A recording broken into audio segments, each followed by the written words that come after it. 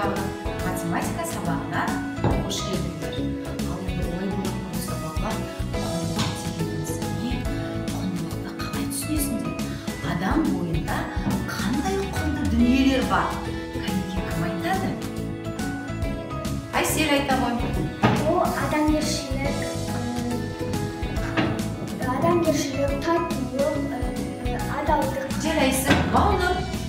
Адамның бойындағы ең бірінші құндылық ол адамның денсаулығы. Тамаша, жарайсың, денсаулығы. Мейірім.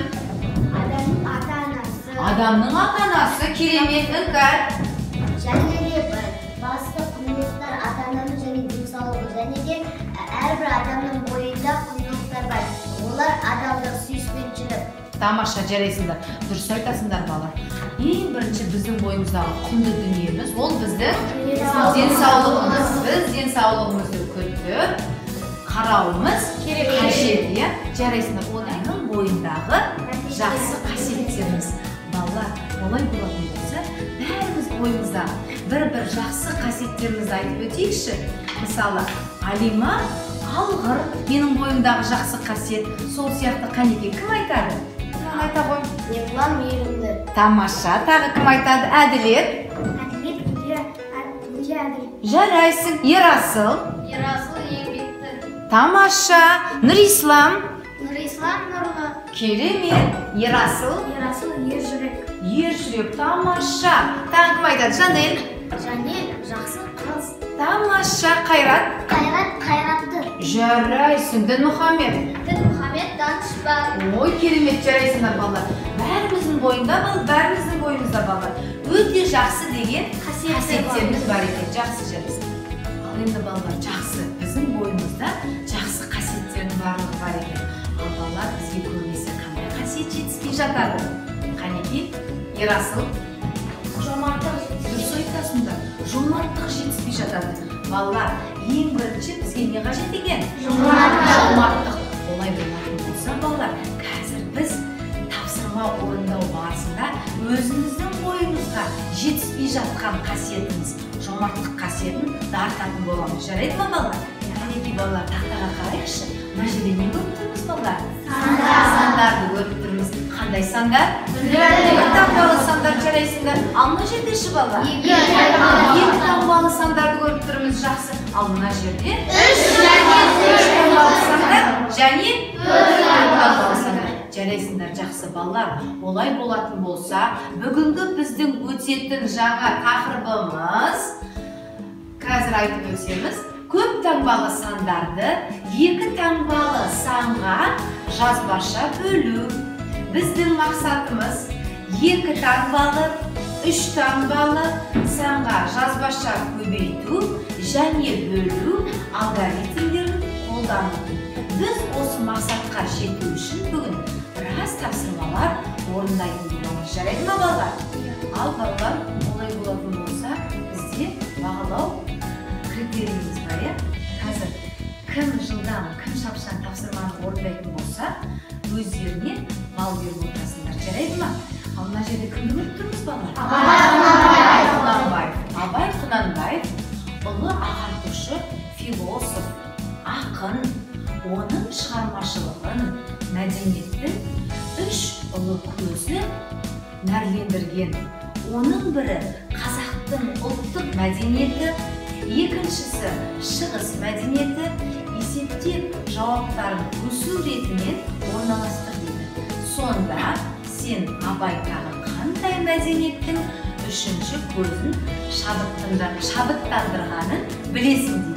Олай болатын болса, астындағы тапсырмалар берілген. Біз сол тапсырманы орындау барысында өзімізге бір балдан беріп отырамыз. Жарайды ма? Ал кеттік, балалар.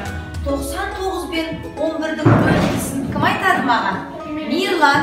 9. Толық айта ғой, математикалық тілде. 99 бен 11-дің бөлінісі тең болады 9-ға. Дұрыс па, балалар? Қошемет білдіріп қоямыз. Тамаша. Келесің, Қанеке, кім айтады? Әділет.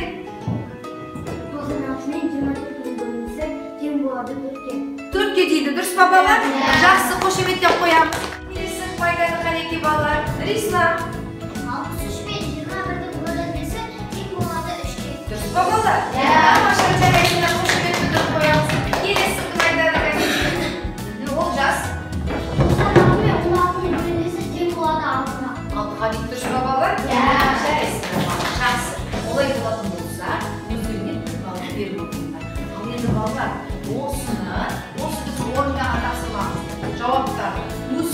сөздерді орналастырсақ, қандай сөз шығады екен Қанеки? Қайрат? Ұзын өлмен істесем, орыс деген сөз шығады. Орыс деген сөз шығады. Сонда балалар, Абайдың тағы қандай мәдениеттің үшінші көзі шабыттандырғанын білесің дейді, білдік пе? Қандай көз екен? Орыс. Дұрыс айтасыңдар. Орыс мәдениет екен балалар. Жарайсыңдар, жақсы. Енді балалар, олай болатын болса бәріміз қараймыз. 1134 пен 21 санының бөлінісі. Балалар, кәнекей бөлудің біз компоненттерін атап өтейікші. Бөлудің қандай компоненттерін білеміз? Айсел? Бөлгіш, бөлудің мәні. Балалар, дұрыс па? Қане кім көмектеседі балалар? Іңкәр, көмектесіп қойшы сен. Бөлінгіш, бөліндінің мәні. Дұрыс айтасыңдар балалар, дұрыс па? Ал жақсы бар, олай болатын болса бәріміз тақтаға қараймыз. 1134 пен 21 санының бөлінісі. Біз бірінші бөлу үшін, бірінші міндетті түрде не істейміз? Толымсыз бөлгішті тауып аламыз және бөлгіштің санын анықтаймыз. Жақсы бала. Біз бірінші 11 толымсыз бөлгіш деп алсақ болады ма? Болмайды. Себебі ол 21-ден кішкентай. Жақсы. Сол үшін мен 113 санынан толымсыз бөлгішіміз деп есептеймін. 113-тің ішінде 21 неше рет? 5 рет. Олай болатын болса бөліндінің мәніне мен S-ті жазамын. 5 жердегі бірім? 5. Дұрыс айтасыңдар. 5 жердегі екім? 10. Жақсы балалар. Енді азайтамыз. 3-тен 5-ті азайтсақ? Қарсыға береміз, е? 13-тен 5-ті азайтсақ? 8 болады. Дұрыс айтасыңдар. Енді жоғар жақтағы 4-ті не істейміз және? Сүреміз. Бізде екінші қандай толымсыз? 84-тің ішінде 21 4 рет кездеседі. 4 жердегі бірім? 4 жердегі екім? 84 пен 84-тің айырмасы? Балалар, біз бөлуді қандай амалмен тексереміз? Көбейту амалмен. Жақсы. Сонда біз 54 пен 21-ді не істейміз? 54-ді көбейтеміз. Ал жақсы. Бірінші біз бірлікке бірлікті көбейтеміз. 4 пен 1-дің көбейтіндісі? 4. 5 пен 1-дің көбейтіндісі? 5. Жақсы. Келесі енді біз 10-ды көбейтеміз. 10-ды бірлікке көбейтеміз. 2 пен 4-дің көбейтіндісі? 8. Бір сан алдыға қарай жылжып жазамыз. Енді 10-ды. 5 10-дық пен 2 10-дықтың көбейтіндісі? 10. Жақсы. Жақсы балалар. Енді қайсыны көбейтеміз балалар біз? 10-дық пен 5 10-дықты. 5 пен 2-ні көбейтеміз. Қанша шығады?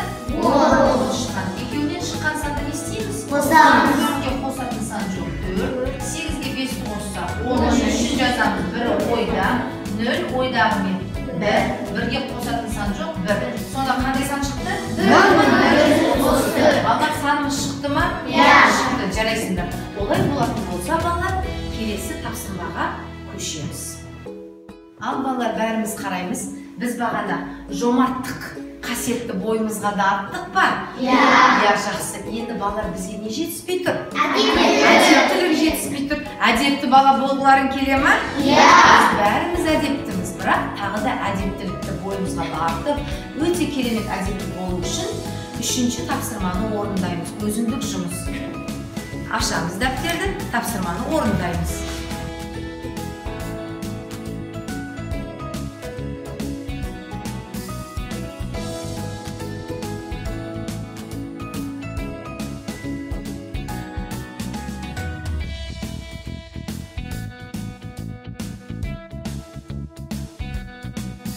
Ал балалар, тапсырманы аяқтадық ба?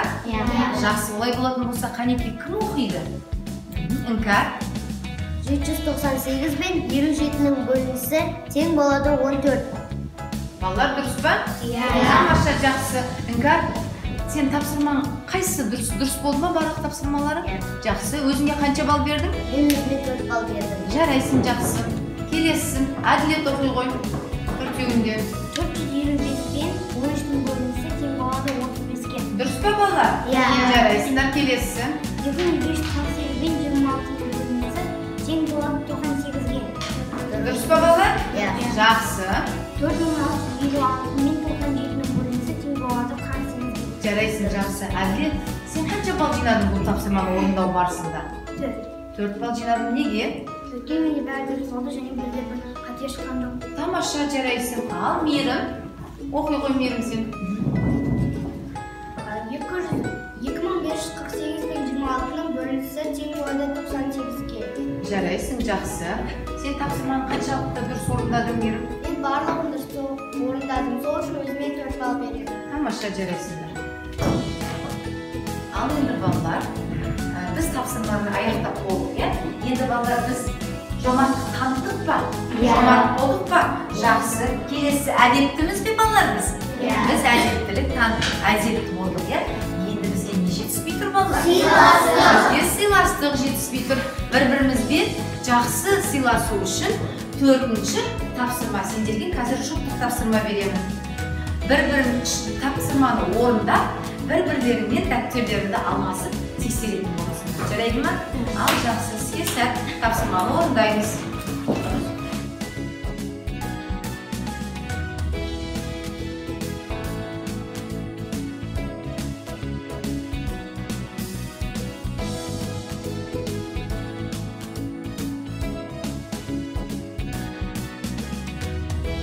Балалар, тапсырманы аяқтап біттік пе? Жақсы. Олай болатын болса, дәптерімізді бір-бірімізбен алмасамыз, жанымызда отырған достарымызбен дәптерлерінді алмасындар ма? Ал жақсы, қанекей оқимыз, кімнің қатесі бар екенін табамыз, е? Ал Нұршат оқи ғой. Диаста барлығы дұрыс. Ол өзіне 2 балл береді. Жақсы, Диас. Нұршатта барлығы дұрыс. Ол өзіне 2 балл береді. Тамаша, жарайсың. Іңкәр. Мирланда бұл 2 тапсырмада бәрі дұрыс. Сол үшін ол өзіне 2 балл береді. Жақсы, бір тапсырмасын оқи қойшы. Математикалық тілде қанекей. 252 мен 14-тің бөлінісі тең болады 18. Дұрыс па балалар? Жақсы, жарайсың, отыра ғой. Ал, келесі 2-ші топ. Ал, Мадинада бәрі дұрыс. Ол өзіне 2 балл береді. Оқи ғой, бір тапсырмасын оқып кете ғой. 528 бен 22-ның бөліндісі тең болады 24-ге. Жарайсың, жақсы, отыра ғой. Ал, жақсы балалар. Тапсырманы орындадық, иә? Олай болатын болса, қанекей бір сергіп алайықшы балалар. Бәріміз орнымыздан тұрамыз. Жарайсыңдар, жақсы. Балалар, қара жолға қай ұлттың биі? Тамаша, қазақ халқының биі. Балалар, қара жолға биі адамның денсаулығына өте пайдалы. Қара жолға биі билегенімізде барлық бұлшықеттеріміз, қимылдар, буындарымыздың бәрі іске қосылады екен, жақсы жұмыс жасайды екенбіз. Қанекей билеп көреміз ба балалар? Иә. Балалар, қолымызды айландырып, иығымызды кезек-кезегіне алға қарай 3 рет, артқа қарай 3 рет қимылдатып билейтін боламыз. Жарайды ма? Ал, музыка қосылып жіберейік қанекей.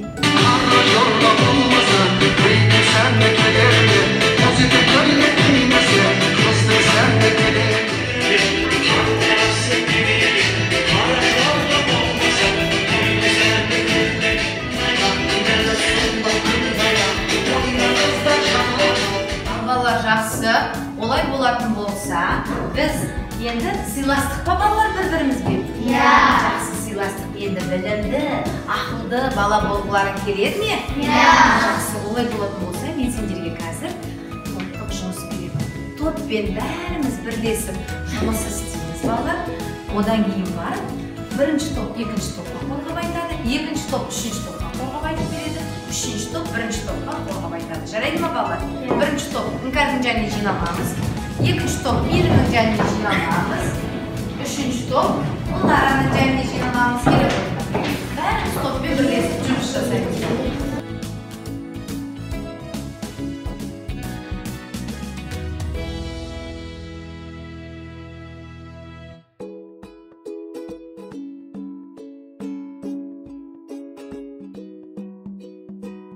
Ал енді жақсы балалар, топтық жұмысымызды бәріміз аяқтадық қой? Олай болатын болса, топтан бір-бір мүшелері шығып, тапсырманы қалай орындағанын түсіндіріп береді. Іңкәр, келе ғой. Екінші топтан кім шығады? Мейірім, келе ғой. Үшінші топтан Ұлнара, келе ғой. Ал қай топ қалай түсіндіреді екен? birinchi top ikkinchi topga tushuntiradi, ikkinchi top uchinchi topga tushuntiradi, uchinchi top birinchi topga tushuntiradi. Al qaniki tindab o'tiramiz. Inkar bastay qo'y. 241 men 5ning ko'paytirgisi, 241 men 5ning ko'paytirgisi 2ning qo'shimchasi. Bu yerda 241 qaytalanibdir. Sol uchun biz o'zini g'ana yozamiz. Және жақшаның 5 пен 5-ті қосамыз. Сонда 10 шығады. Енді 241-ді 10-ға көбейтсек, 2410 шығады. Жарайсың, тамаша. Қошемет білдіріп қойып қойып. Тақсыманы дұрыс орындаған ба? Бірінші топ өзіне неше балл береді балдар? 2 балл береді. Бағалау критерийлеріне жазып қойылар. Екінші топты тыңдайық. Бұл жерде бұл есепті тиімді тәсілге айналдырған кезде 314 2 қайталанып тұр, сондықтан оны жақшаның сыртына біреуін ғана көбейтіп қоя саламыз. Ал жақшаның ішіне 3 пен 2-ті қосып, сөйтіп 314-ке көбейтеміз. Сонда 3140 шығады. Дұрыс пе екен балалар? Жарайсыңдар, жақсы қошеметтеп қоямыз. 125 пен 4-дің көбейтіндісіне 125 пен 6-ның көбейтіндісін қосу үшін біз оны тиімді тәсілге айналдырамыз. Бұл жерде 125 2 рет қайталанып тұр. Сол үшін біз мына жерде тұрған 4 пен 6-ны жақшаның ішіне қосып аламыз, және де 125-ті соған көбейтеміз. 4-ке 6-ны қосқанда 10, енді 125-ті 10-ға көбейткенде 1250 шығады. Тамаша, жарайсыңдар болсын. Топ мүшелеріне үлкен рахмет айтамыз. Топтың барлығы өз-өздеріне 2 пайдан, 2 балдан алады, жарайсыңдар, рахмет отыра қойыңдар. Ал балалар, қанеки тақтаға кім шығады? Бірінші қатарда. Қанеки, іңкар келе қой. Бордалып жаза қой. 798 бен 27-ның бөліндісі. 798 бен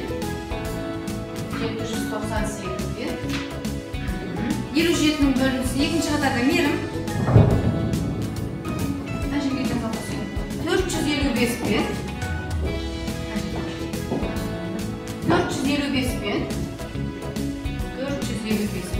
13-тің бөліндісі. Үшінші балына өтіп келе ғой. 2548 бен 26-ның бөліндісі.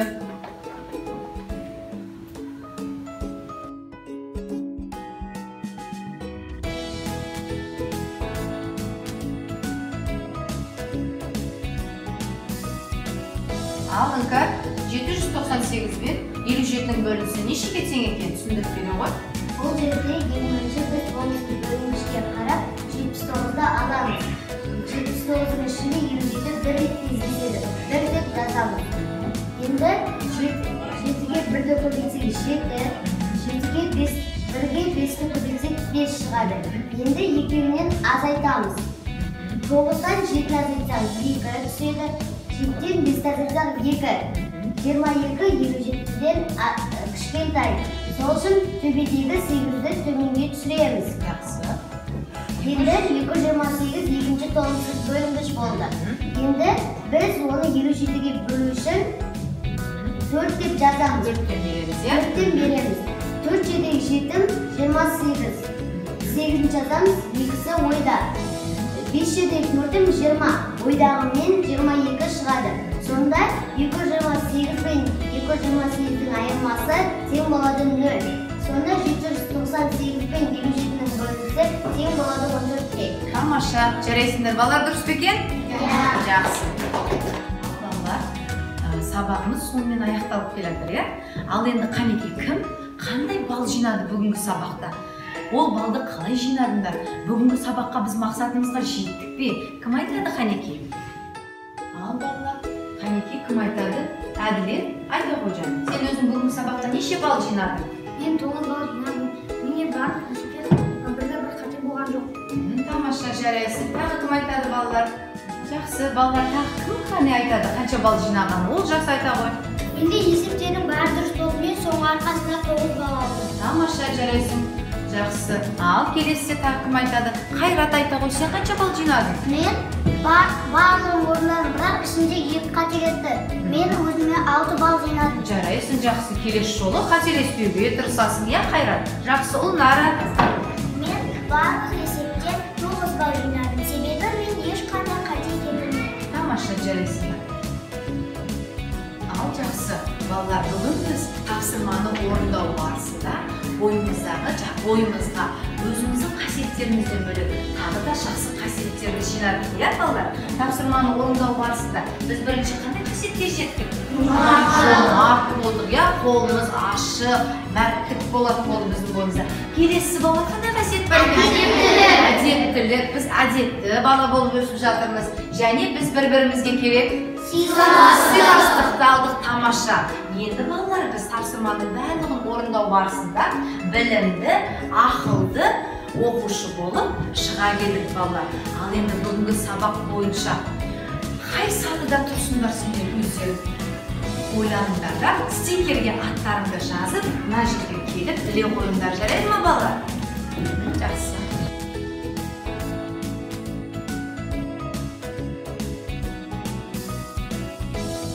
Жақсы балалар, келіп біле қойыңдар.